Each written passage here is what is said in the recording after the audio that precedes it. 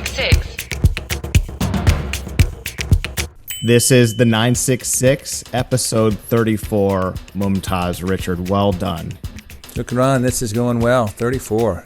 34.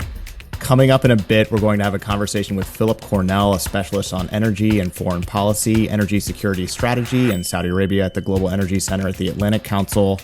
We'll talk with him a little bit about the energy transition, oil, the future energy economy, hydrogen, you name it. Recently, Phillip returned from a trip from the UAE from energy meetings there, so just exciting convo. On this week's episode, we'll also be talking a little bit about drones, NEOM in New York, so much more. Don't forget, if you missed it, Amjad Ahmed joined us on Tuesday for a great conversation on entrepreneurship in Saudi Arabia and the startup ecosystem there. Check that out on the 966 website and on our YouTube channel and wherever you get your podcasts. It's there. Really awesome convo. And also, please, Richard. No, sorry. Our guests are nothing short of spectacular. That discussion with Amjad was so informative, and you know, they wanted really, really good insights on the venture capital ecosystem, and Phillip Cornell talking today, you know, just always brings it in terms of strategic understanding as well as understanding of mechanics of energy trade and activity. Just really good stuff.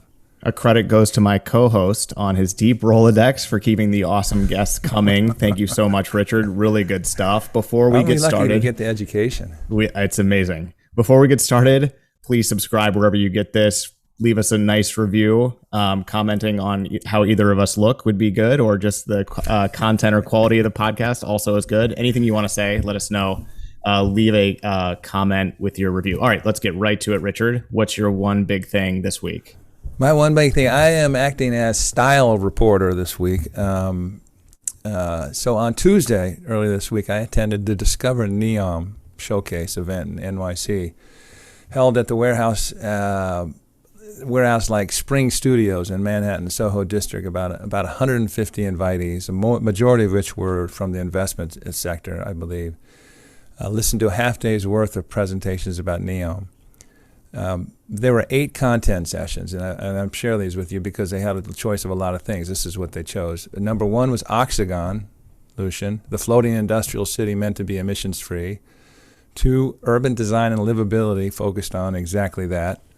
3, cultural industries, which focused on media, entertainment, and fashion.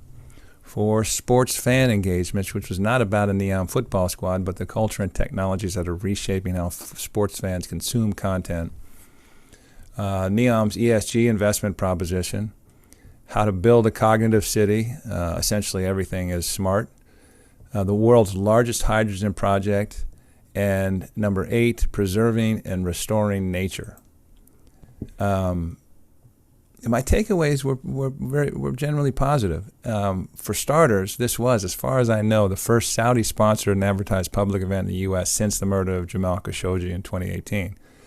It's good to see Saudi Arabia getting back into the arena to push its development narrative. So I was pleased to see that they came to New York and did a public event, invitation event. An observation, again, since I'm doing style reporting right now, as a veteran of many Saudi events, this was not overly glamorous or glitzy. It was more business-like and efficient. The space was interesting, and human scale with good design and setup. The visual and media presentations were on the fabulous side, and anybody, Lucien, who has looked at promotional materials for NEOM or any other Saudi's giga projects will know what I mean. They're pretty impressive. Also impressive was the list of speakers. They were well prepared. They included what must have been every senior executive of NEOM, as well as others involved in the project, such as Saif Qassimi, who was chairman and president and CEO of Air Products, which is one of the U.S. partner in the hydrogen project in NEOM, and Paddy Padmanathan, the vice chairman and CEO of Aqua Power, is you also a partner in that project. The purpose of the presentations was to introduce and expand a bit on NEOM. It's called Discover NEOM. I think it's targeting people, Lucien, I think, who have heard of the project but haven't been paying as much attention to it as we have here at the 966. In terms of notable takeaways from me, it's apparent progress is underway. There's 1,400 employees on the ground now in NEOM. A good deal of landscaping and site preparation has been accomplished. Saudi Arabia's Aqua Power, who I just referenced, their CEO was a speaker here, just announced a $900 million contract for the engineering, procurement, and construction of its green hydrogen project. So things are proceeding. Of course, it's a gargantuan project, but it is started. You remember, NEOM was announced in October 2017 and has mostly seemed unreal to outside observers. I think it's fair to say that it's progressing towards real. Mm-hmm. Of greatest note to me, really, was the genuine and sincere enthusiasm shown by every one of the NEOM executives and many others who are actively advising or assisting the project. There was a palpable sense that they were part of something special, something that hasn't been done before, and a project really where you can let your aspirations run wild. I think they find it exciting to be a part of, and it was clear, that was the vibe they gave off, is that this is pretty cool to be part of. The question of many of those in attendance would be if it or parts of it are investable in any way. And that the afternoon was set aside for bilateral meetings, so maybe some of those, who were in attendance got a better sense of that. I didn't have time for the bilateral meetings. We were doing the Amjad Ahmed episode from the road. But I think the larger purpose was served. Discover NEOM was a well-executed PR event that brought a sense of seriousness and inevitability to the project. I understand there will be further meetings in D.C. and San Francisco. I don't get the feeling it's going to be the same sort of presentation, because I think in D.C. it'll be more meetings with policymakers, and in San Francisco more individual meetings with investors. But overall, fascinating, good to be there. If you didn't think NEOM was real before, you would have walked away going, well, it's on an upward trajectory, and it might actually come to pass. It was great to see you in a suit again, I have to say. It was very shocking to see, because, Richard, when we first started working together, we both wore suits all the time. Right. And what was, that's fascinating and really great to hear. What was the appetite from investors in New York? Was there could you gauge the reaction of the attendees for what NEOM was pitching? Again, I think everyone, there were a number of financial people, and many of them who were involved in some way in Saudi Arabia, many of them involved heavily in Saudi Arabia, so they're probably inclined to be receptive to this. But as always, as we know, it's always, is it a profitable thing? I didn't get the impression, I didn't speak to anybody who's a direct investor right now in a NEOM project. That doesn't mean they're not talking with people, but I think the point of this event was introductory and get people engaged, and then on down the line, maybe if there's an investment opportunity or an investment proposition to take advantage of that. So what I'm saying is I couldn't really tell, in terms of the people who were there. When it sounds sort of like Saudi Arabia and officials from NEOM are sort of gauging, there was the big announcement, and then of course that was met with a lot of skepticism. It was so ambitious. It still is very ambitious, but it just sort of seems like, based on the type of event it was, they're sort of reading the room a little bit on how to maybe pitch it going forward. It doesn't need some huge, glitzy, glamorous, overly expensive sort of event, because now that there's progress on the ground in NEOM, it's sort of beginning to sell itself, or the opportunities are becoming a little bit more real. Would you say that that's sort of fair to say, like a good characterization? Because we know the Saudis, love big events. And so it just sounded like this was more of a professional focused affair. It was, and they did the roadshow in the UK. I'm not sure if it looked like this, but this was accessible and professional. It wasn't over the top. Like I said, the visuals and the images were extraordinary, because it's an extraordinary site, and just geographically and visually, it's just really impressive. So they had a lot to work with. But the actual, setting itself was like I said, it was well done, tasteful, and not over the top.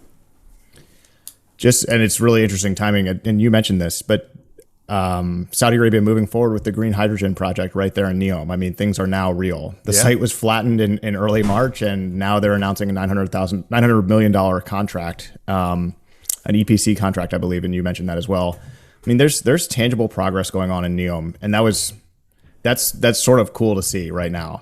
It was, and there were images of that too. You know, site preparation, housing. I guess they're building a hospital on the site, and there's already some meeting spaces and residences there. So, you know, if you didn't think Saudi Arabia was serious about it, there's no way. I don't think it's so often it's dismissed as a PR stunt. This is not a PR stunt. They're making a run at this. You know, what percentage they get of it, the aspirations are huge, but they're absolutely making a run at it with really capable people who seem to be really committed to the project. And I think that's compelling. If that's what you walk away with from this roadshow, that's worthwhile. And you said there's another one coming up in D.C. and maybe another U.S. city, but they might be a little bit more muted. San Francisco. I think they're going to D.C. and San Francisco. And like I said, I'm not sure it's going to be the same thing, but they maybe have different focus. You know, D.C. more policy, San Francisco more, trying to raise some investment. It's cool. It's sort of like a show of solidarity from all the CEOs. I mean, there are so many different companies that are involved in NEOM that are Saudi companies, like Oxagon is its own company. And you said the CEO was there. Just interesting. It's like a show of, not show of support, I guess, but a show of, hey, like we're all doing this. This is, this isn't just pie in the sky. And, we're serious about this. And the evidence is on the ground. There's also buy-in from the people in Saudi Arabia just from a real estate standpoint. That's one of the hottest destinations now, or at least one of the most sought after destinations for real estate in Saudi Arabia. People want to live in NEOM because it sounds awesome. The issue of it's going to be accepted, because high net worth individuals really are interested in that. It'd be interesting to see, what they eventually end up with in terms of housing. They're talking about 100,000 people there by 20. Ultimately, I think maybe even more than that. 70,000 jobs, everything done in an ESG and a livability and a carbon neutral approach. So it's like I said, if you didn't think it was serious before, I think you'd lean to it being serious now. My one big thing this week, Richard, drones. If you remember, we were one of the first to be able to fly a drone in Saudi Arabia back in 2015 before they were really everywhere. And we can talk about it now. Well, we didn't crash the drone, which is like the biggest, most important thing that we did. But now they're really everywhere. And Saudi Arabia is seeking to ramp up its investing in manufacturing and exporting drones from the kingdom. This is according to Saudi Arabia's INTRA Defense Technology CEO Abdulsalam Ghamdi in an interview with Asharq Alawsat. In that interview, Ghamdi revealed details of the Samoom medium altitude long endurance UAV. INTRA Defense Technologies introduced the drone at the inaugural World Defense Show in Riyadh last month. It is the first strategic unmanned aircraft that is being designed and developed and will be manufactured in Saudi Arabia. Quote, Samoom's operational endurance allows it to conduct up to 50-hour reconnaissance missions with the UAV flying at up to 45,000 feet. Ghamdi revealed, adding it could be ready to serve the Saudi Armed Forces by 2024. I chose this story as my one big thing this week, Richard, in part because it was such a cool rabbit hole to go down into. First of all, Saudi Arabia, this is not the first drone that has been produced in Saudi Arabia. Its other UAV, INTRA's other UAV, the Haboob, is a license-built version of the Turkish Karayel SU, a type that has already seen action over Yemen with Saudi forces. The Haboob has flown more than 23,000 operational hours. Ghamdi noted that Saudi Arabia is, quote, at an important stage in the process of digital transformation across various fields, and this provides the infrastructure needed for making great strides in the field of UAV production. Of course, this is all in line with the kingdom's stated goal of localizing 50% of government military spending as part of its wider Vision 2030.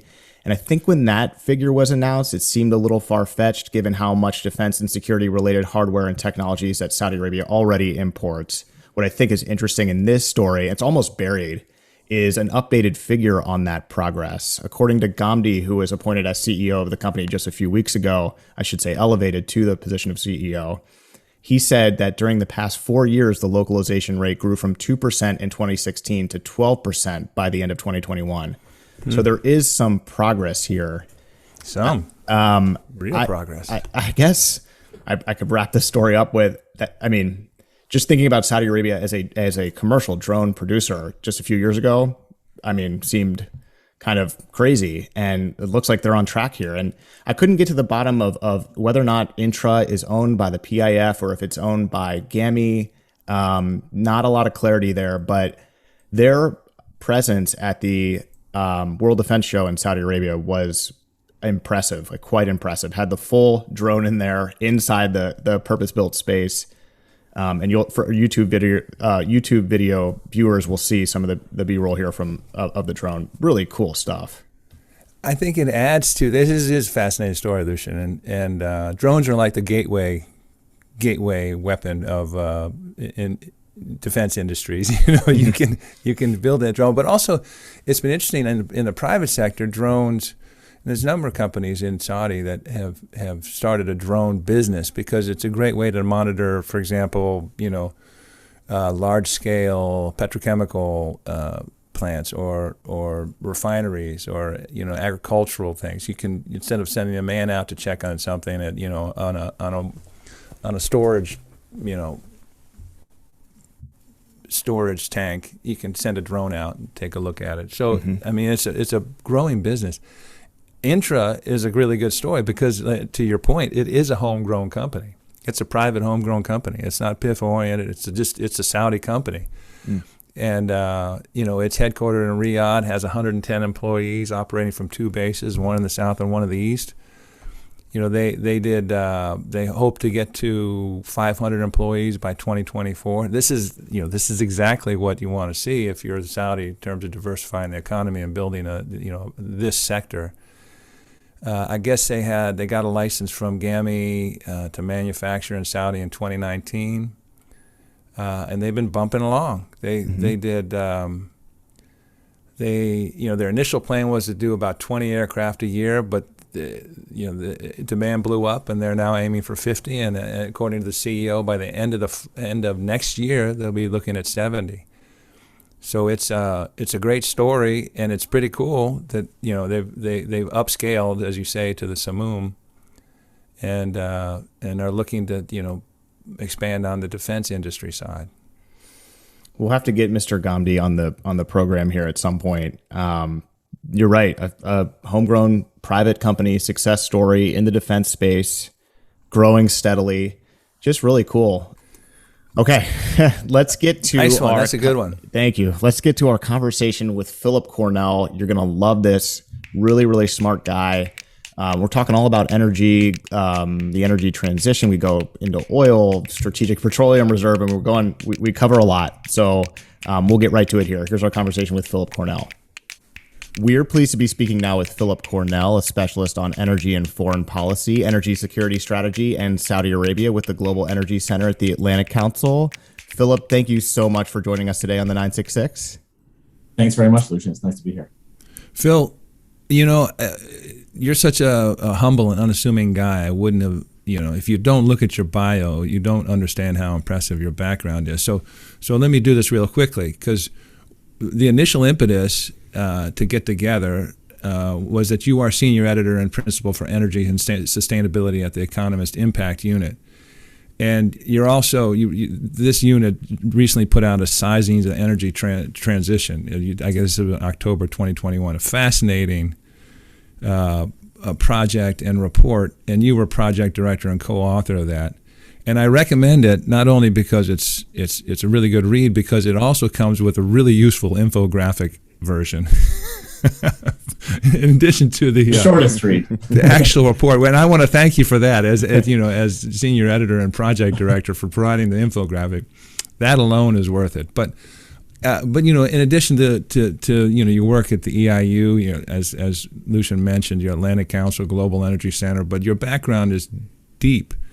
You've been at Saudi Aramco, you've been at the International Energy Agency, you've been with NATO, Naval Postgraduate School, Royal United Services Institute in London, Center for International Security and Cooperation, Stanford, and of course a fellow graduate of Johns Hopkins SAIS. But it's just extraordinary. So So I want to come back. We talked a little bit yesterday. I want to end with that sizing the energy transition and aspects of that. I want to start with your extremely considerate move of traveling to the Emirates and attending and participating in a number of conferences and meetings just so you could bring that information to the 966 podcast. Can you tell us a little bit about the tone and the temper in the Emirates at this very fraught moment, both globally with the Ukraine situation, the global energy issues, and also, of course, the relationship with the U.S.? Sure, Richard. Thanks. It's always I'm happy to be the 966 roving reporter abroad for you. Yeah, no, listen, this was a really interesting trip. It's been a really busy couple of weeks, I think, across the region, at least on sort of the, global meeting scene. This started with a couple of weeks ago. There was the Doha Forum in Qatar. And then last week in Dubai, there was both the Atlantic Council's Global Energy Forum, and that was also kind of held within the same venue as the World Government Summit that the UAE put on, that was talking about sort of all sorts of future of the economy and governance. And of course, this was all, right on the premises of Expo 2020, which was in its last week. So it was all this kind of denouement that had been planned for a while. But it was also really well timed for big events that have been going on in the world. I mean, it's been a busy first quarter in 2022 right across the board. And I would say, to your point, the feeling in the region was one of a lot of confidence, I think, given their sort of positioning right now. Now, we all know that, in the context of the Ukraine conflict and the effective removal of barrels from the market as a result of self-sanctioning on parts of some oil companies, and also just a lot of trepidation about what actual sanctions are and how they're going to develop when it comes to Russian energy. There's been a lot of calls to those countries where spare capacity exists. And in reality, that's really Saudi and the UAE and a couple of others in OPEC, but those are the big ones. From Western governments, including from Washington, to up production. And those have been pretty much rebuffed. And so the meetings that were happening now about, the resurgence of the importance of energy security, what does, cooperation between the West and the Gulf look like around energy and energy supply, and how has that changed, I think, was really kind of at the forefront. For, let's say, a lot of people, I think, that are in the U.S. government right now, or in this current administration, I think there was kind of a, across the board hope for a return to quote unquote normalcy from, before the last administration. And I think that between that and COVID, the real changes that have gone on in the world, and particularly in the relationship between the U.S. and sort of its Gulf partners over the past 5 years, maybe they hadn't fully been grasped until this moment. And, listening to Al Mansouri, Minister of Energy of the UAE, and also Prince Abdulaziz, his counterpart in Saudi Arabia, their approach to this sort of ask, I think, was, pretty direct. It was, we're not going to politicize energy production in OPEC. We don't see a physical oil disruption going on, even though, I think the reality is that's kind of a lame excuse. There's at least about 1.5 million barrels off the market functionally as a result of self-sanctioning. And then, on top of that, again, this is not something that we want to politicize. I think that those were the official kind of explanations. But underlying those were a lot of frustrations that had been building up for a long time over the past several years, and also coming to a sort of culminating, most recently, we can work backwards, most recently was this sense of the U.S. in particular not playing such an effective role in terms of guaranteeing regional security as it could, particularly around the missile strikes on civilian targets that were sent by the Houthis, both on UAE and Saudi soil. Further back from there was also, I think, if we look at COP26, a kind of aggressive rhetoric that was not just pro-energy transition, but sometimes really kind of anti-oil, anti-producer. They made it very clear that they had been made to feel unwelcome at COP26,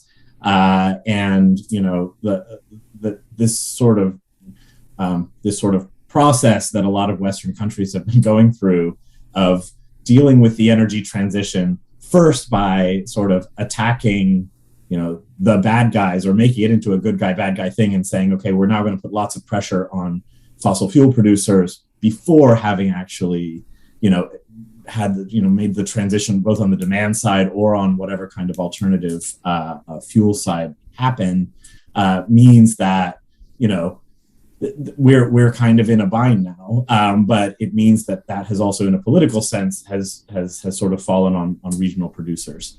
And I would say, look, this also follows an entire decade of what we have considered what we've lived through in terms of energy abundance on the back of unconventional oil and gas in production in the U.S. And sort of this idea that's helped to create fertile ground for the idea that the energy transition could happen relatively quickly, relatively painlessly, at least in the way that we sometimes describe this to voters. And I think a broader kind of sense that in the context of this energy transition, that maybe, the relationship with the Middle East is not as central as it was before, or maybe not as critical as it had been before. And I think that those noises have been falling on the region for a long time. And this is really a moment to say, look, now, energy security is back. We need, you need cooperation in terms of the energy market. I think that puts them in a position where going into also, by the way, a big super cycle of commodities, including energy, that's going to last for a couple of years. They're feeling strong, not only in sort of their, revenue base when it comes to traditional fossil fuels, but also in the successes and the advances of their programs to transition away from energy that was sort of, driven by that period in the middle of the last decade where, revenues were much lower. It was clearly an urgent need to move on. And all of the investments that they've been putting into advanced technology, into also clean tech and clean energy industry, all these kind of future industries that were, by the way, really on display at Expo 2020. Between the confidence in the future and the confidence in how their economy is doing now, I think that they felt very much in a position to say, we're not going to walk away from a deal with Russia that, by the way, is kind of, for someone like Mohammed bin Salman, the crown prince in Saudi Arabia, was kind of a personal project in a lot of ways. We're not going to turn our production strategy just on the basis of Western geopolitical decisions. So this was kind of the sense that we all came into the region with. So a lot of confidence, a lot of optimism, but feeling that strength to be able to kind of put their foot down after quite a couple of years, and particularly this year, of feeling snubbed to some degree. It's interesting to hear you frame it that way, Phil. I see it very much a sense of really growing confidence. And you look at Saudi Arabia. You're talking about the Emirates, but you're talking about Saudi Arabia too. And you look at the arc of MBS from when King Salman became king in 2015, when MBS was named crown prince in June 2017. When you look at the crises they were going through, 2017 you had the Qatar diplomatic crisis. 2017 you had the Ritz-Carlton detention. 2018, the VAT was introduced, which was controversial and quite daring. As we recall, the IMF was stunned. I said, "Why are you doing? Well, you're at 5% initially, but then when they jumped it up in 2020 to 15%, that's quite aggressive. And of course, in 2018, Jamal Khashoggi was murdered. So you have a very bumpy period, but what you have now in Saudi Arabia, and we're just looking at Saudi Arabia, is coming out of a really well-handled COVID pandemic, a really expanding, healthy non-oil economy. Of course, as you said, a super cycle in terms of commodities and oil in particular. Tremendous amount of confidence. A sense, at least in Saudi Arabia, I think, from the leadership that, okay, we're making some real strides. We've done some significant things on the social side. We're looking quite good, especially as compared to how bleak things looked in late 2014 in terms of our budget and everything else. And it appears to have given them a comfort level to turn and look at the U.S. and say, hey, we have some issues with the way you look at this relationship. We think it's outdated. Mm-hmm. We think it's a bit reactionary. And we think you're taking us for granted. Yeah. I think some of the sort of phrases that I heard bandied about sort of off the record were things like, very great friends, but are we still allies, as we were previously? And that's a huge break, right? That's a huge change in tone. And I think you're exactly right. I mean, if you look at, talk to younger people in Saudi Arabia, in the UAE for a long time, but in Saudi Arabia, particularly over the last, 4 years or so, there's a huge amount of optimism in terms of the growth that's happening inside the kingdom, physical changes to infrastructure and daily life, which is just so different than it was, when I last lived there in 2016. I mean, it's a completely changed landscape.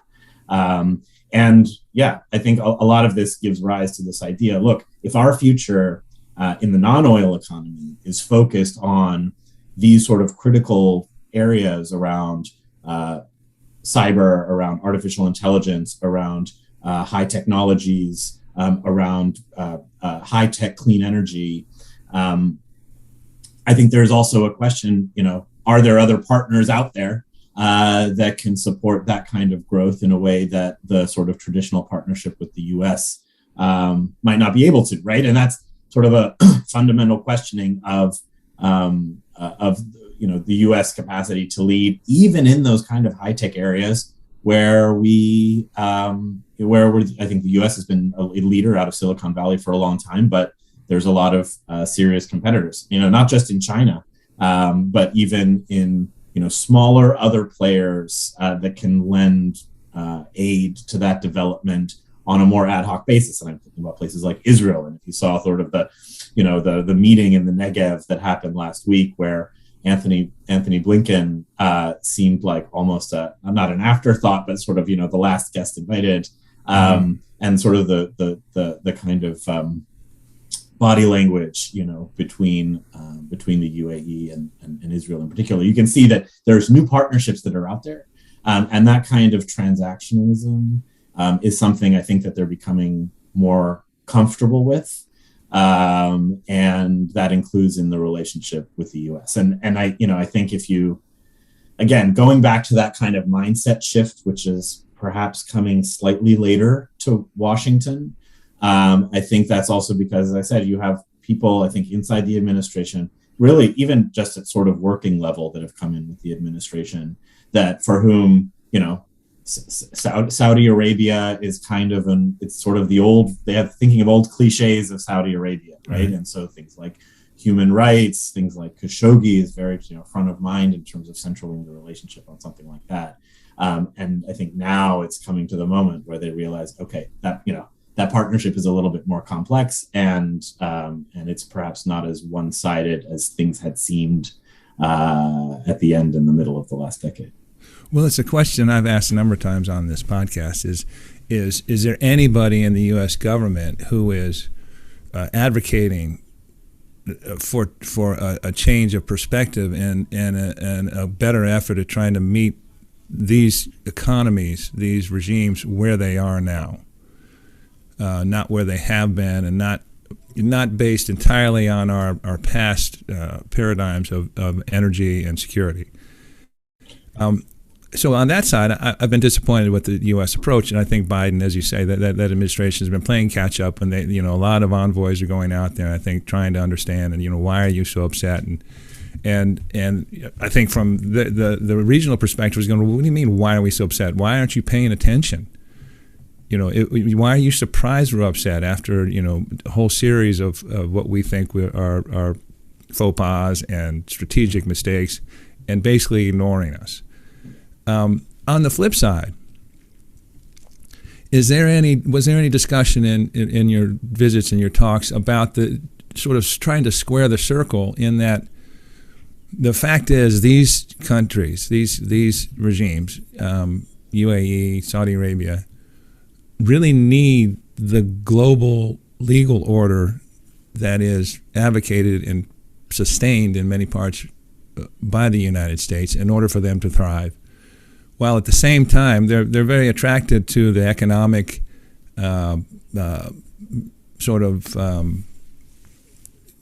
we'll leave you alone, we're not worried about anything else, transactional nature that you get with China in particular. Same sort of thing with Russia in different fields. So yes, they see it as a multinational world, but as we mentioned the other day, if this were a Russian global order, UAE wouldn't exist. It would have been annexed. Kuwait obviously would be a province of Iraq. Mm-hmm. Has the discussion gotten to that point, or is it still at this point grievance? You're not paying attention. So answer to sort of the two comments you made. I mean, on the first one, I definitely do think that there are people in the U.S. government that know the region well, that have seen this transformation. And they exist, but I think a lot of the missteps that were taken as slights, particularly earlier this year, a lot of them were kind of own goals on the side of the Biden administration. Mm-hmm. I mean, I think they were just problems in how they communicate and how they show up and show show the Saudis in particular, and the UAE, the gravity that they take the attacks to have been. And I think when they realized, how egregious that was kind of seen to be on the part of in the region, they tried to, as you say, play catch up, right? So they sent in F-35s a little bit late. They sent envoys over a little bit late, so I don't think. I mean, I think that there's sort of a dawning and a realization that's happening. I think it's kind of more missteps than it is something that's sort of that's too structural. On the other side, yeah, absolutely. Look, there's no question that the expansion of sort of the regional economy, both during the period of relatively high oil prices in the first decade of the 21st century, but also in terms of the big changes that we've seen in the second decade, given particularly all the mobilization of not only capital but also sort of technology transfer and investment by Western companies. A lot of that has absolutely been facilitated by an overall kind of legal geopolitical order in which the U.S. maintains some kind of sense of the international system as it stands. I think the idea that sort of an international system without that kind of organization, one that's because all of this is happening in the context of the sense of deglobalization, right? The sense that trade barriers are going up for different reasons, all across the world. I would say, you have on one side, at least when it comes to energy, on one side you have from sort of the sort of security aspect and sort of, I think, more the conservative side, you might have questions, can we do business with X, Y, and Z kind of political entities? Should we be imposing sanctions, as a strong measure of geopolitical leverage? And what we've been doing to Russia has been a sign that that can happen at a very high level with a very large economy. But also it's coming from the other side, from sort of the climate concern when we think about the rise of carbon border adjustment mechanisms or carbon tariffs.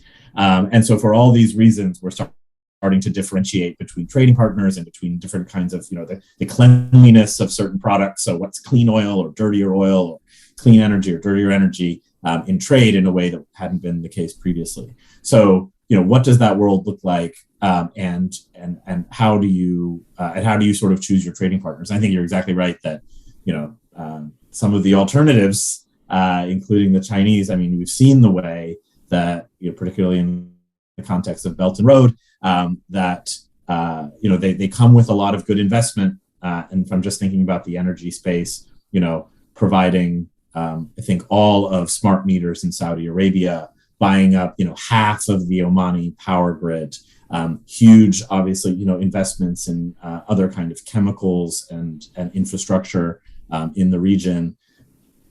Often those comes with strings, whether they're visible or less visible, and they certainly come with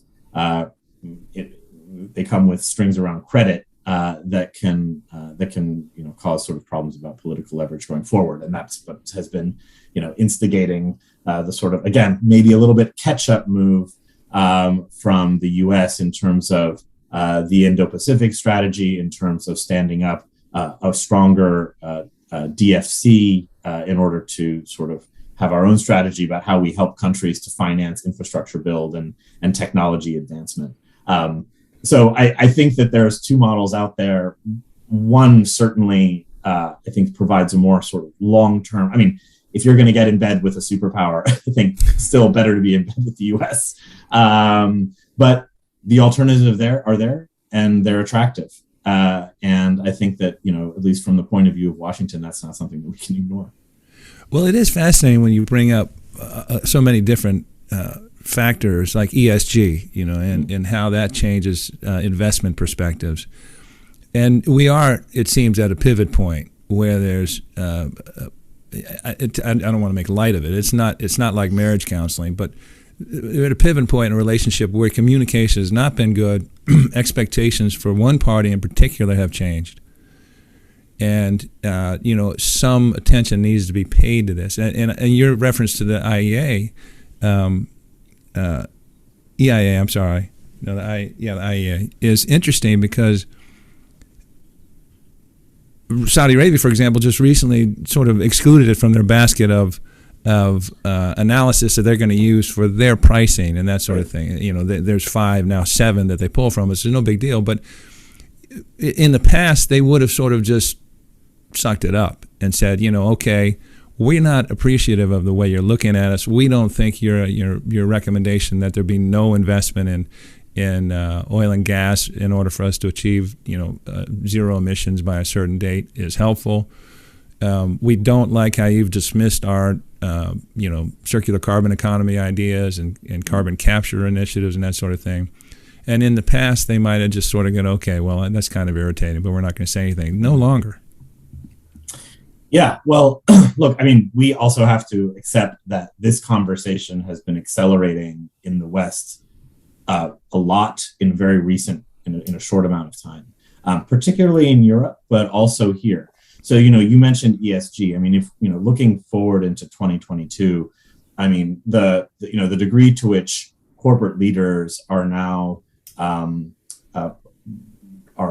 under pressure and I wouldn't say beholden, but under a lot of pressure from shareholders, from consumers, from investors, from various stakeholders to adopt extremely ambitious sort of climate targets. And now are having to figure out exactly how to make those happen and to implement, is causing a lot of changes. And it starts in the energy industry, right? I mean, just from a legal perspective around ESG, the kind of pressures, that you've seen, for example, sort of new legal definitions that have driven cases like in Holland, against Shell, right, where they became legally responsible to reduce sort of carbon, have led a lot of those companies to actually make strategies that are going to reduce their oil and gas output, as well as shift to alternative technologies. That's, again, great over the longer run. As you said, it kind of plays into this IEA net zero narrative that we should not need new investment if we went on this net zero. I mean, I think that comment in the World Energy Outlook has been mistaken a lot in the press for saying, we should not be investing anymore, but it's saying if we go on this path properly, no new investment should be needed. But we're not on that pathway properly. And that because we're not attacking the demand side, the growth of alternatives is not rising as fast as it should. And so as we decrease the supply willingly out of the sort of IOCs and from the West, what it's actually doing is just putting much more market share over the next 10 years to producers that are willing to invest. And what it means, and I would couple that also, by the way, with capital discipline that we see sort of in the unconventional oil patch in the U.S. And that's not because of any kind of regulations that the Biden administration is putting on at all. It's literally just producers there who got really burned when they recycled a lot of their revenues into new production a couple of years ago. And so now they'd much rather pay it out in dividends and just sort of take the cautious route. And that means that the only investment that's going to happen is in places like in OPEC, where investments have been going in strong because they do see a long-term viability for those investments, or at least a medium-term viability for those investments through this super cycle, and even after the super cycle, as they start to have a much bigger part of maybe a shrinking pie. Even that is unsure, right? I mean, even 2 years ago, BP was saying this could be the demand plateau. We might have reached, that sort of point. Doesn't look to be the case. And that was also coming up, by the way, last week in all the discussions of the oil market. Demand just keeps rising. And so it sort of gives them a chance to sit pretty. Yeah, these national oil companies, especially Saudi Arabia and UAE, who are expanding crude oil production, must look around and go, oh, my goodness, this is quite the sweet spot, with shale still on the sidelines. Well, it's expanding, but slowly getting off the sidelines, and you're right. The IEA, in their scenarios, even by 2050, you still have 25 million barrels a day, of crude oil being produced. 40 maybe, yeah, a lot. All right, so let's do this. I know we have limited time with you, Phil, so I want to get to it because you're not only you do a very good job in sort of doing big picture stuff, you also do you're always very informed on the mechanical stuff, the pragmatic, execution. And so the IEA, I think their prediction of the Russian oil production slump is 3 million barrels a day. I think, as you're talking about, it's more like 1.5 million barrels a day. But that aside, the U.S. just announced that its allies are going to deploy another 60 million barrels out of their strategic petroleum reserves to add to the U.S. 180 million barrel commitment. And I guess that's a million barrels a day from the U.S. and then add another 60. Will this make much of an impact? Yeah. So, yes. I mean, what we have now are strategic stocks. That's sort of, when I was at the IEA, I was running sort of basically wargaming for fossil fuel supply crises, right? And you basically got three tools. You got your strategic stocks, you have fuel switching, and you have sort of management of demand. And strategic stocks are the first place to go. As you said, just yesterday, we heard that the international community is going to add 60 million barrels on top of the U.S. 60 million barrels in this release, and that's on top of the release that the U.S. announced a couple of weeks ago. It will make a big difference. It has sort of shifted oil prices a little bit, but over the long run, there's only a certain amount of reserves that are there, and we are, this is always the question about how you use strategic stocks. We're also, we got to leave some dry powder there because the impact and the market impact of using that tool diminishes as sort of the size of the stock gets smaller. So, and as the outlook for how long the crisis is going to last, and that's really what our problem is right now, Richard. It's that the outlook is so uncertain about how long this crisis is going to last. What does a post-crisis market look like, and what does sort of the post-crisis political arrangement look like, particularly with the Russians?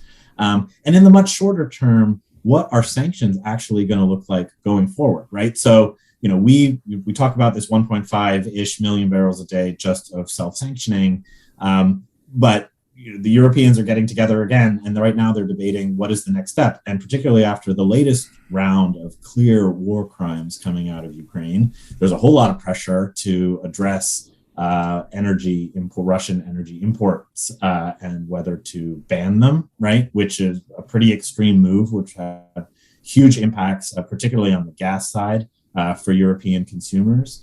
But in the meantime, what can we do? Maybe to not ban Russian oil. Are there sort of intermediary steps?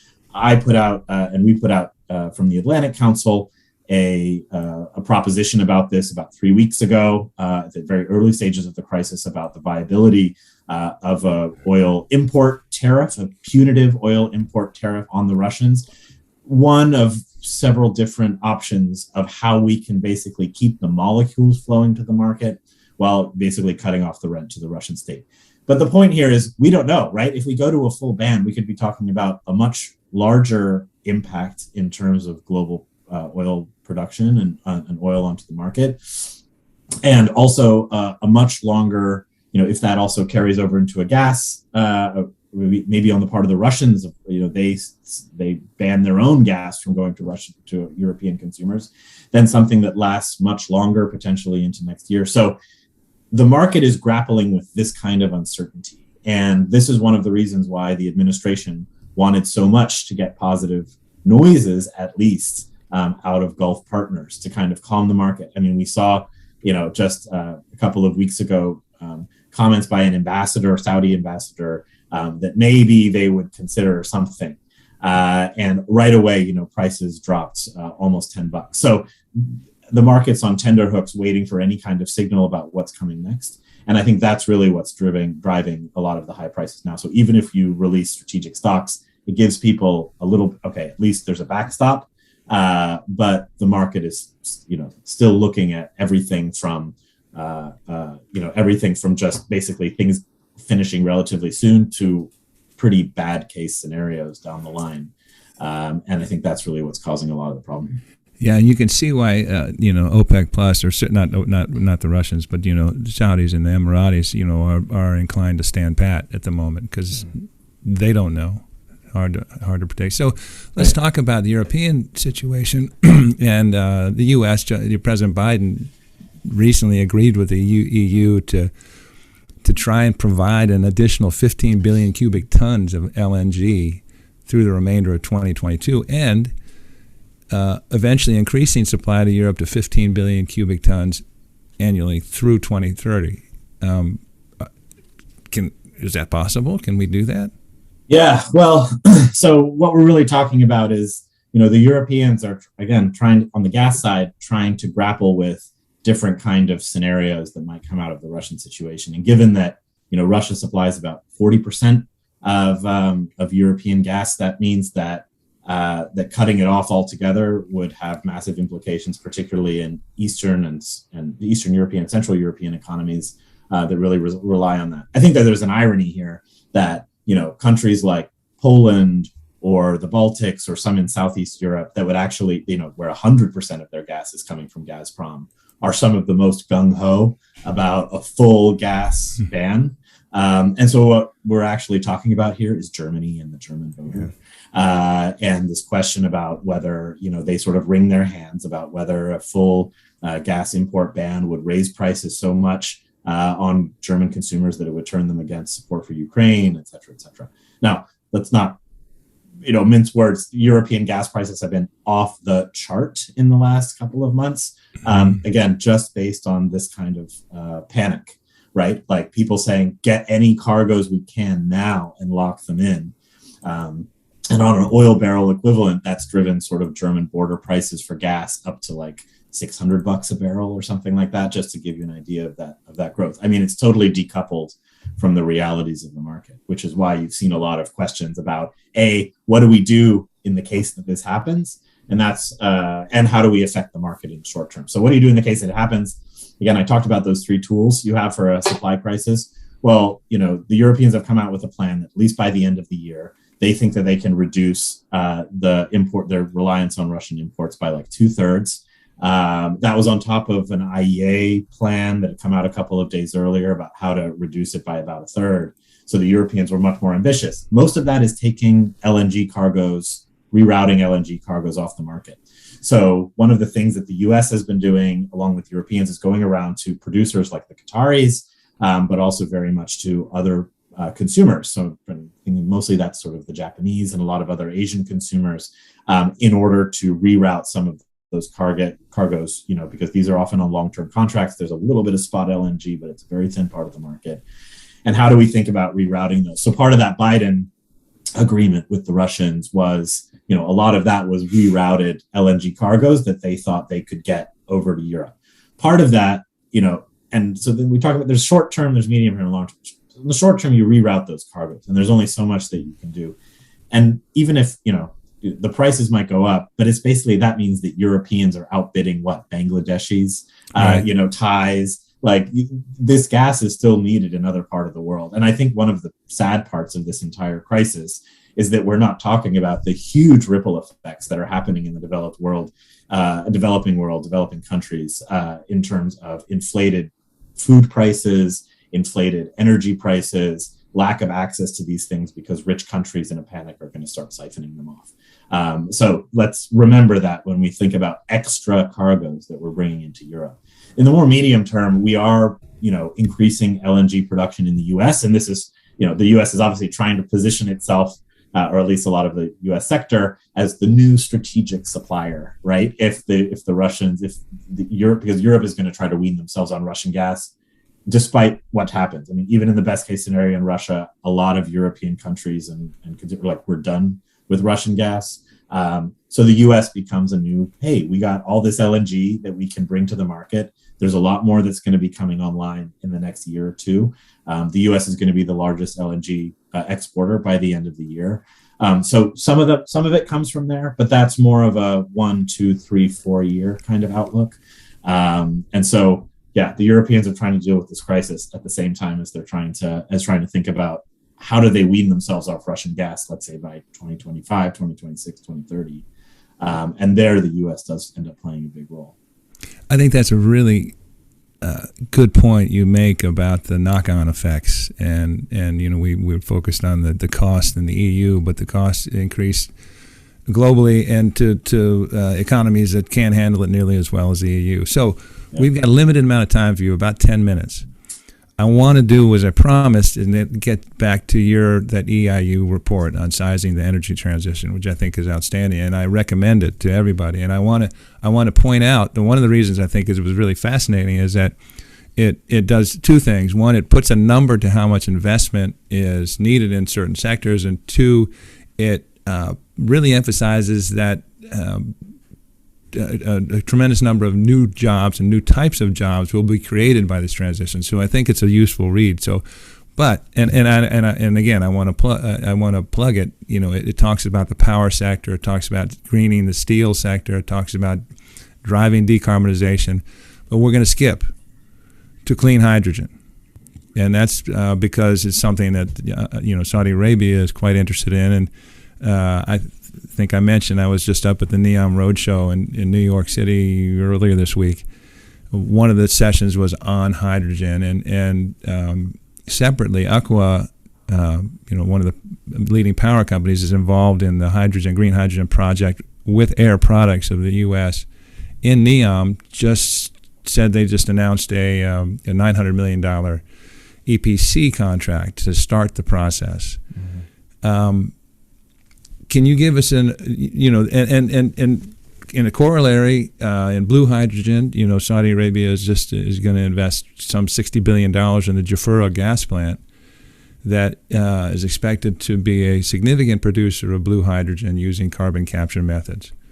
So they're heavy into it. They really want to go hard into it. They believe there's a cycle here that they can take advantage of and come out on the other side as a leading global hydrogen producer. What's your take on all this? Yeah. Well, thanks for mentioning the report, the Sizing the Energy Transition report. So we produced this basically in the run-up to COP26 for the Energy Transition Council, which is sort of a worldwide entity that was attached to the COP process. What we did was look at kind of a net zero scenario and think about what are the macroeconomic impacts that this kind of pathway can have for countries. And we look specifically at the G7 as well as China, India, and South Africa. And And when it comes to, and we saw, for example, that there was, over 20 million jobs just in those 4 sectors that you mentioned, 4% of additional GDP. So it's a hugely expensive process, but one where the gains in terms of jobs, in terms of increased value and growth are certainly there. I think that in the Gulf region, as you mentioned, this has been sort of taken on board, and we talked earlier about the big progress that's been made on the clean energy space and how they're sort of banking a lot of their future growth on clean energy, both on renewable generation and with but between Aqua Power, Masdar. I mean, they're producing some of the lowest costs. I mean, almost breaking 1 cent per kilowatt bids for big utility scale renewable energy. But also, as you mentioned, on hydrogen, which, by the way, when we talk about the number of jobs, and we do this in this report that comes from big investments into hydrogen, most of that is actually in the renewable energy generation that you need to actually power to power the electrolyzers, if we're talking about green hydrogen. So the 4 billion, the 4 gigawatts of renewable energy required to produce energy is going to produce more jobs than the actual hydrogen production. Right, exactly. So you mentioned the 4 gigawatt number. I mean, that's basically to power the NEOM green hydrogen project that's under discussion, under construction now. And precisely, I mean, just in order to run that one green hydrogen project, you're going to have to put in the equivalent, basically, of, I mean, if we look at the beginning of 2021, there was a few hundred megawatts of installed, utility scale solar in Saudi Arabia. 500 megawatts, and I think they're up to. They just may have just cracked 5 gigawatts by the end of this year. Yeah, well, that's growing really fast, right? So between the Rabeg and Jeddah facilities that are going to the sort of photovoltaic IPPs that are going to be coming online just this year. But then Sudair, right, which is 1.5 gigawatts, producing at like 1.2 cents per kilowatt hour. So also at a pretty low amount. I mean, that's going to be coming online as well in the next few years. And Saudi wants to produce half of its electricity from clean energy by 2030, which is a big lift, but they're on the way there. Their goal is 15 gigawatts by the end of 2023, and we had a nice conversation with Adam Samitsky at Capsarg, former head of Capsarg, and he was saying, it once it gets going, it's not linear. Yeah. They've got a number of projects, and they feel like they'll be able to ramp it up pretty quickly. But the hydrogen play is all about, obviously, technology and making a market, because it's not blue hydrogen is profitable, but it's not. Green hydrogen is not profitable right now. What were the findings in terms of your report? So in terms of the report, I mean, we looked at green hydrogen in particular. We looked at, we called it clean hydrogen, which included blue and green. And blue, let's remember, in terms of the color, just means that you're producing it from gas with carbon capture and storage. So in the case of Saudi Arabia, they had one of the first ammonia shipments based out of blue hydrogen production on the back of existing infrastructure and expertise that they have in abundance around sort of their gas infrastructure, particularly in the eastern province, and also carbon capture, increasing carbon capture experience. So, that's sort of the first step, is how do you ramp up blue hydrogen production in the kingdom and start to develop that market that you're talking about, because at the same time as building hydrogen capacity and production capacity, you need the demand to be there. And this is where I would point to, one of the most sort of interesting and I think powerful programs that the U.S. And John Kerry's team have put forward in the run-up to COP26, which is, encouraging very large corporates and manufacturers and global consumers to commit to buying clean hydrogen in order to develop that market. So what we see now, that's sort of this burgeoning market, as we have new trade with sort of Japanese buyers, production in the Gulf,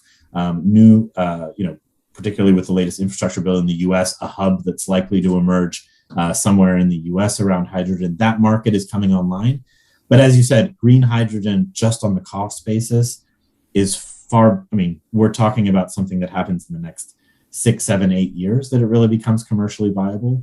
There's a lot of public money. I mentioned Japan Also in Europe, it's the Germans, and that are really putting a lot of cash into this. And so we found in our report, again, that there's progress that's being made. And if they can stick to this net zero trajectory, and we did look a lot to the IEA's net zero trajectory, but if green hydrogen can ramp up in the kind of speed, and you're right, it's a cascading effect, right, as these costs start to drop, then there's a lot of benefits out there, right? We found that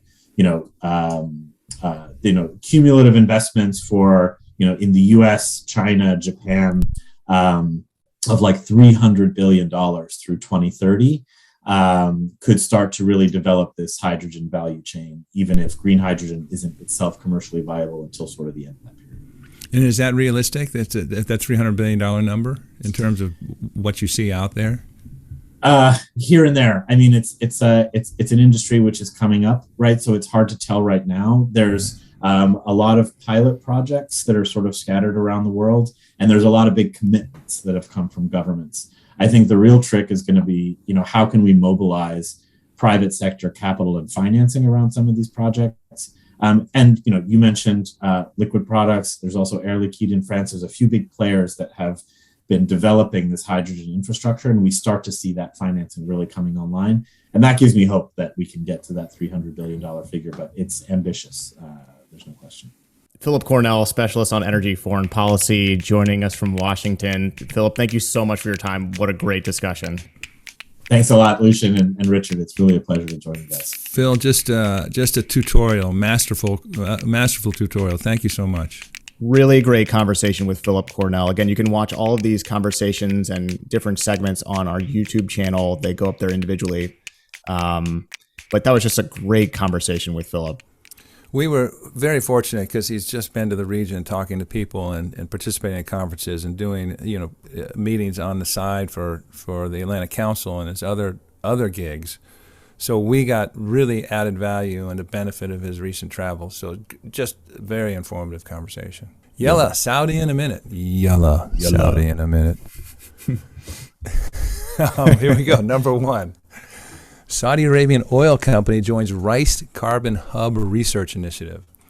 Aramco, the Saudi Arabian oil company, recently joined Rice University's Carbon Hub Research Initiative, a program that focuses on the development of sustainable uses of hydrocarbons to further the energy transition. First launched in 2019, the program supports a zero-emission future in which hydrogen energy and advanced carbon materials are produced together from hydrocarbons in a sustainable and efficient manner. So hydrogen energy and advanced carbon materials produced. Aramco has joined this initiative with a 5-year sponsorship commitment and brings $10 million worth of funding for the initiative. Saudi Arabia is really leaning into hydrogen. We've already talked about it in this program. We talked about it a little bit with Phillip Cornell. They're really leaning into hydrogen now. They just started the program at NEOM, the project at NEOM, I should say, the $5 billion green hydrogen initiative there. This is cool, though. I mean, Saudi Aramco and Houston have a long history together. We had a conversation with May Mozani, who spent a lot of her career as an Aramco official in Houston. But this is the type of stuff that is really cool to see Aramco get involved in. They're leaning forward in all sectors. So this Carbon Hub members, and it's an interesting initiative. Carbon Hub members plan to develop carbon materials to potentially displace emissions-intensive materials across broad industry sectors. Examples include steel and other metals, concrete and soil enhancers. For instance, innovative carbon conductors could address market needs for increased electrification and alleviate emissions and environmental impacts associated with mining copper and aluminum. So, so they're really thinking about this is Aramco that does this. PIF does this too, investing in cutting edge technologies for the next, the global energy transition, and it's good business. Indeed. Yallah, number 2, Saudi Venture Capital, one of the most prominent venture investment ecosystem development companies in Saudi Arabia, has signed a new investment agreement with Flat 6 Labs, the leading seed and early stage venture capital firm in the MENA region, to introduce the, quote, Startup Seed Fund. The fund aims to support startups with growth potential and provide more than 20 Saudi startups annually with seed capital over the next 3 years, in addition to a number of other benefits. This is something that it would be nice to, we have Amjad Ahmed comment on this. And something we talked about, and one of the things we talked about with Amjad was the JADA fund of funds and what PIF is doing in positioning money with venture capitalists who know the sectors, know the territory, so they're not investing money themselves. This is interesting too, and this is so very U.S. in many ways, venture capital, because this is Flat Labs and SVC are just creating this vehicle and to start up seed fund, and then they're going to go out and get investors. So they're not putting in their own money. Mm-hmm. They're looking for to raise $40 million. And one of the things Amjad did mention that unique and distinctive about the Saudi VC ecosystem is that there's a significant, the majority of investors are Saudi, which is a very important part of building that ecosystem and having it grow. So it'll be interesting. They're going to raise $40 million. I wonder where they're going to get it from. My guess is going to be, majority Saudi investors. Mm-hmm. Richard, and just to add to that, so the fund aims to support 180 entrepreneurs, create more than 6,000 jobs, and investment will range from $200,000 to $400,000 per company.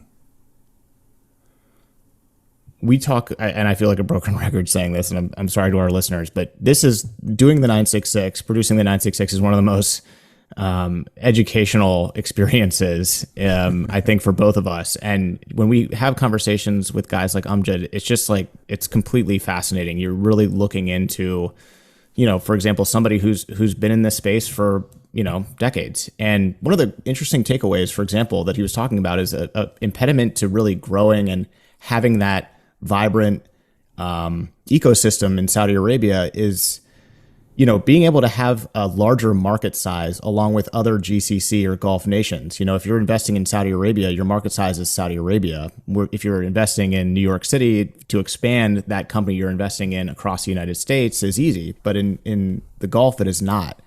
Mm-hmm. Just little things like that that you glean from, again, and please go back and watch if you haven't yet our conversation with Amjad. It was just really good, but very, very fascinating. There's a lot of encouraging numbers coming out of Saudi Arabia when it comes to startups, but it's still very nascent. This is huge, though, as you noted. Yeah, it's a big thing. Number 3, how do we say this again? Oh boy! Well, please let's hear it. I completely blanked. We talked about we 8 qualified bidders for Khanagia. Yes, nice. Thank you, Lucien. The National reported on Monday that the Saudi Ministry of Industry and Mineral Resources announced 8 qualified bidders for the Khanagia mine site. Qualified bidders have been given 2 months to complete and submit their proposals. The Saudi Geological Survey has confirmed the site's considerable geological potential of more than 25 million tons of zinc and copper, both of which are critical minerals for the global energy transition. The 8 qualified bidders: Alara Saudi Ventures Limited, Al Masan Al Cobra Mining Company, AMAC, Essel Mining Industries Limited, Ivanhoe, Moxico, Norin Mining Limited, Saudi Arabian Mining Company, Madden, and Vendata Limited. See, I just wanted to throw out a bunch of names that I could mispronounce just to kind of even the score there. This is huge. I mean, that's we've actually talked about this on a separate segment before. Mining is, sort of the forgotten about but huge industry in Saudi Arabia, and a lot of promise here. Realistically, when they look at these, the logistics, industrial logistics program, which is in charge of the overseas in terms of the Vision 2030 initiative, looking at these sectors, automotive, defense, mining. This mining is closest.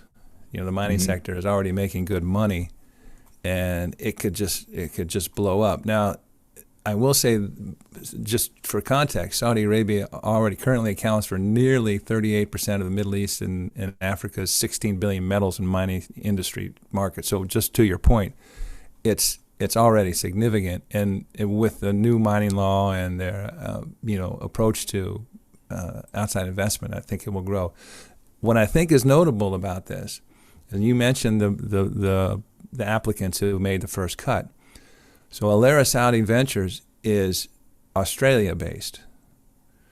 EMAC, Al Masana Cobra Mining, is a Saudi company, and it's a well-established Saudi company. Essel Mining and Industries is Indian-based. Ivanhoe Electric, Canadian. Moxico Resources, UK. Norin Mining, Hong Kong. Ma'aden, of course, Saudi Arabia. Vedanta Limited, India. This is what you want. Fascinating. Yep. So one of these companies, and let's say it's Ivanhoe Electric. That's a Canadian company. They're coming in with investment and expertise. This is what you want. Interest is global. It's really nice distribution. Hanagia is the largest exploration site in Saudi Arabia, covering an area of more than 350 square kilometers. Has huge mining potential. And these bidders obviously see it. Yeah. And I guess it could potentially generate up to 3,000 direct and indirect jobs once it gets going. Cool. Number 4. Oh, sorry, please. 4. No, 4 is you. Yes. 4 is me. Yes. Okay. Sorry. I got through Khanagia. I messed it up last week and just dropped one totally. So. I'm quitting now. I'm stopping. I'm done. Number 4. Saudi Arabia recorded 0 COVID-19 deaths for the first time in 2 years. The Saudi Gazette reported that on Tuesday this week, the kingdom did not record any deaths due to the coronavirus infection during the past 24 hours for the first time in more than 2 years. Mabruk to our friends in Saudi Arabia and to the Saudi government for just having one of the most progressive, and I use that term specifically, policies when it comes to the coronavirus, COVID-19, proactive, and they have put themselves in a position to not just reach this milestone of having nobody die from COVID in a single day, which is huge, but also for their economy to absolutely roar back to life in 2022, with some figures putting the GDP growth this year as high as 7.5%. Just not enough you could say about how important this is. Well, you always hold your breath with COVID, but absolutely, you have to celebrate this. So. Mm-hmm. Point of comparison. So the first death of coronavirus infection, it was reported in the kingdom on March 24, 2020. So like you say, in 2 years. This Tuesday, Saudi Arabia saw 116 new cases with only 2 reported to be critical. This Tuesday in Shanghai, they recorded 17,077 new local infections, surpassing the highest daily record of 13,000 cases in Wuhan reported in February 2020. So very early in the pandemic there. So, it's pandemic's still raging around the globe in various parts, and it may come back. But the Saudis have done a really good job. It will be interesting now because they have opened up everything. There are no restrictions right now going into Saudi. So it will be interesting how they do this, but they've managed it spectacularly well. And we've heard from numerous of our Saudi friends that this Ramadan feels very different to them. For the first normal Ramadan in a couple of years. Yeah. And just anecdotally hearing stories like, man, it's just so good to be back with my family and not having to worry. And obviously, like you said, the coronavirus, COVID-19 is fickle and comes back and everything. I mean, the United States right now is at a lull, but the gridiron dinner where almost every politician in Washington went last week looks like it turned into a bit of a super spreader event, which is sad. Hope everybody's doing well. And that's not good because that gridiron event will have a lot of old people. Yeah. No. So it's older. But just what a milestone for Saudi Arabia. You cannot say enough about it. Saudi Arabia deserves, some criticism. It deserves some praise. On this matter, it really put the safety of its people first. I mean, scaling back the Hajj, very strict restrictions on what you could do during the height of the pandemic. All of that stuff paid off. Agreed. Number 5. Big PIF spend to push Saudi construction market to pre-COVID levels.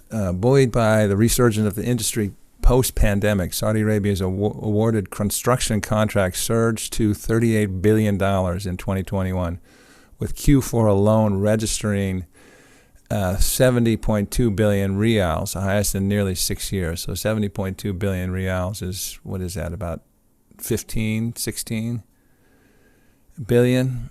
So it was a good quarter. This is reported by the Arab News. The kingdom has seen an uptick in contract awards over 5 consecutive quarters. Now, oil prices are driving this, as they did in 2013 and 2014 as well, right? Yeah, yes. I will say this. At the end of 2021, when we had Fahad Malki on, who was awesome and a really good lawyer in Riyadh and pays close attention to this, he said 2022 would see a real uptick in business activity. I think this was built in. Obviously, the oil revenue is a bonus, but I think this investment was built in because one of the things he pointed out was a number of the giga projects we're gonna hit that construction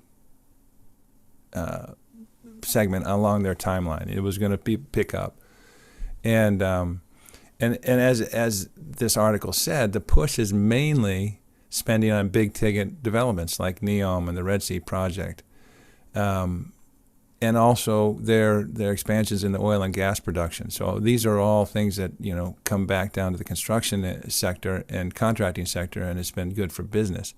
Just as a point of detail, in terms of the awards, the oil and gas sector was worth about $9.3 billion in Q4.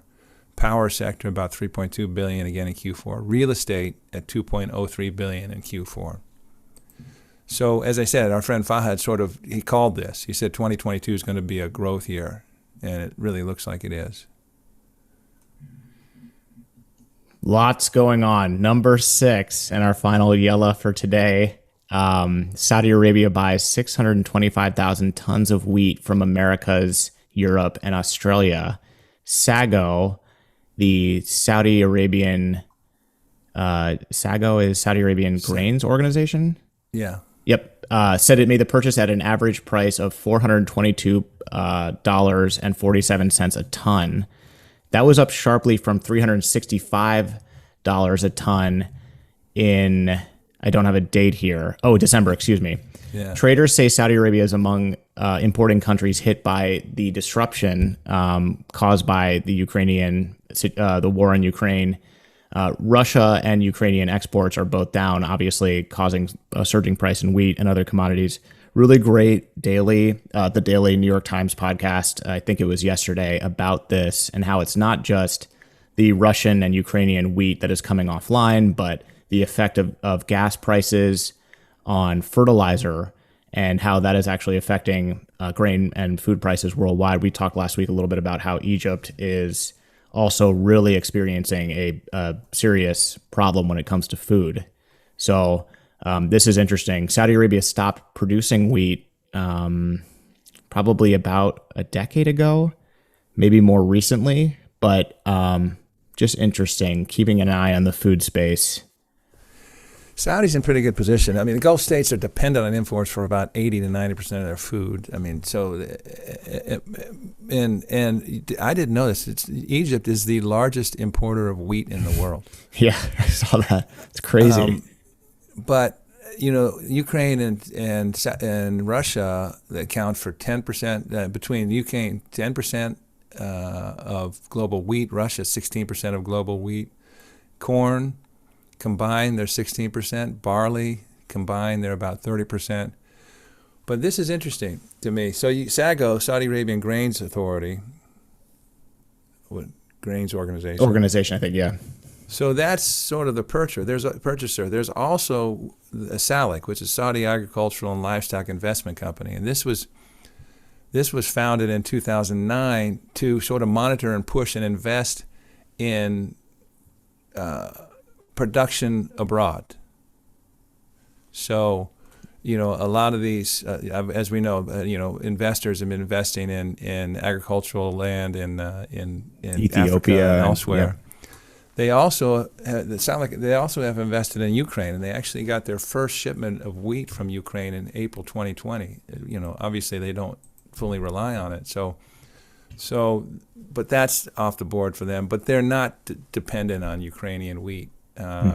and they have other sources. Australia, like I said, Australia, America, and Europe have been their primary. But the SALIC initiative is interesting because they want to get 10%. I think what the goal right now is 10% of all grain imports coming from these Saudi investments abroad.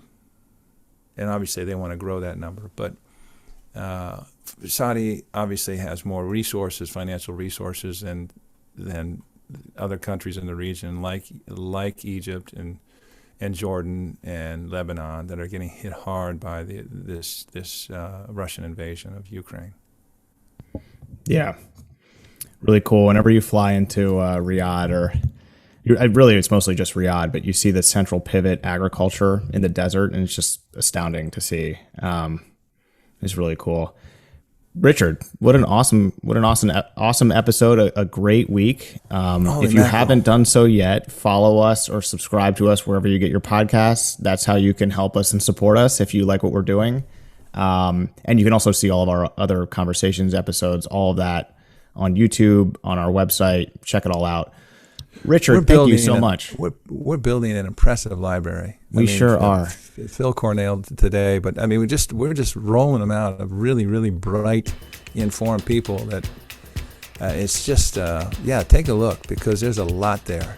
And we're managing not to age too badly during the process, which is kind of amazing. But Richard, thank you very much.